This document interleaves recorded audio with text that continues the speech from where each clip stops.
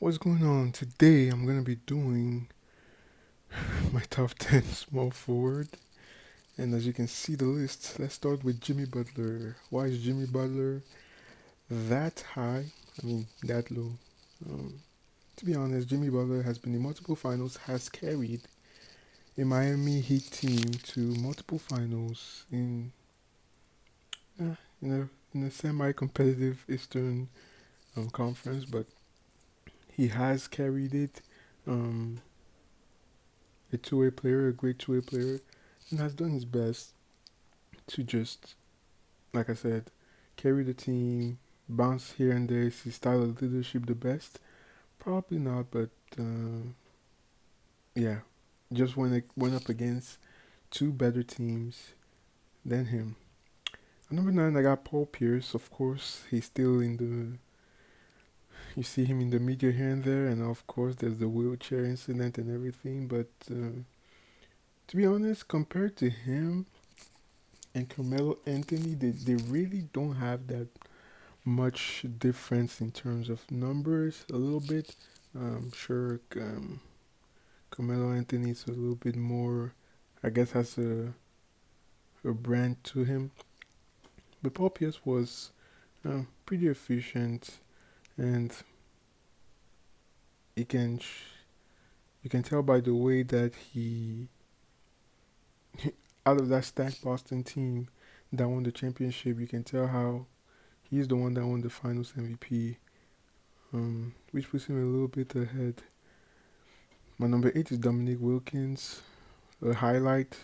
When you look at some of the videos, unfortunately, he's in the David Sterling. I don't know the name of the commissioner back then, but he would do Eurostep and stuff like that. Just things that were looked at prohibited. His game was kind of due to the rules of back then of David Stern. I believe that's the commissioner's name. His game was a little bit reduced, but nothing could stop his athleticism. This was incredible. It was like some sort of prediction for Zion or something like that. Could jump out of the gym. Unfortunately, a lot of injuries and not a lot of opportunities. Um, would have loved to see him team up with another, go to another place, but that's just how it is. John Havlicek, looking over here, probably the most decorated player. I don't think he won an MVP, but I believe he won the Finals MVP, and he has seven championships. So a lot of championship, but he was part of the system of the Boston Celtics. So not really gonna give him a lot of credit, but I'm gonna give him credit for his ability to stand out in that Boston team, um, that won championship, etc., etc. My number five is Scottie Pippen. I really wish that so many things that could have been done if you could go back in time, isn't it? And Scottie Pippen strikes me as somebody that would definitely ask for a trade because for the rest of his life and his anything related to basketball, he would be known as the Robin of the team. Even when Michael Jordan retired, he kind of led that Chicago Bulls team to I believe number one seed and the like the Eastern Conference Final, something like that. Wonderful player and all around player, not that great of a shooter, but kind of this I don't know, like a like a like a smaller Ben Simmons. I, sorry, that's an insult, but like this kind of giant point guard could give you assists, could defend, could defend basically power forward through point guard, just ridiculous. It would have been nice to see him in a team by himself as the leader in his prime, but that's just something for later. Kawhi Leonard, um, he hasn't reached, uh, Dr. J yet. Um, Due to injuries, of course, we know the drama between him and the San Antonio Spurs, but the runs that he had, I mean, His first final MVP was kind of surrounded by a stacked team, but the second one, what a run. After that, we thought that he was going to take that moment, going to the Clippers, he was going to do the same thing, which for me would have kind of put him, maybe not, but kind of put him. Actually, let me not even say that because Dr. J has an MVP and everything, but Kawhi Leonard seems to be kind of a playoff guy. Could he have won MVPs? Even if he was healthy, I don't think he would. There's just too many talent, too many storylines that he will compete against. But um, yeah, that 2019 run, fortunately injury plague, but he is my number four. Shooting more efficiently than Scottie Pippen, close to being a 50, 40, 90 guy. Kawhi Leonard is definitely up there. Um, and obviously a two-way player, 7'3", 7'3" wingspan, like 6'7". That's ridiculous. And obviously we just a ridiculous defender, and could do more on offense than Scotty.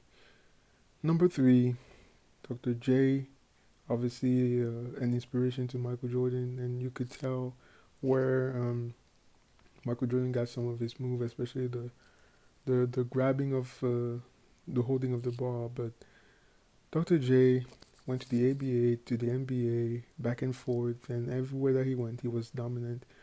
Won MVPs and won a championship. And the thing that is definitely the main thing with him is the consistency and um, be a contributor to a winning team. I believe that I put him a bit above Kawhi because of um, the MVP and everything. I don't know if I don't know if he won one in the NBA, but just just out of longevity, I put him over there at number three. Giannis Antetokounmpo. Oh, Giannis is a power forward. I don't think Giannis is a power forward. I think Giannis is he's a small forward masquerading as a power forward. He doesn't put up the numbers um, block wise to be a power forward. In fact, it would be preferable for him to play small forward just because of his ability to be able to run and drive through. But Giannis has won everything: two MVPs, one Defensive Player of the Year, everything. Everything he has won a championship. Unfortunately, how could we have seen this? One of the lower guys asking for trade and just the whole thing that's happening between him and Milwaukee. It's sad. It's sad when that fairy tale ending doesn't end the way that you want. But I wonder where he's gonna go. Definitely, if him and Wembanyama come together, it will be destructive. But that's for the what if and here and there. And then my number one is Larry Bird.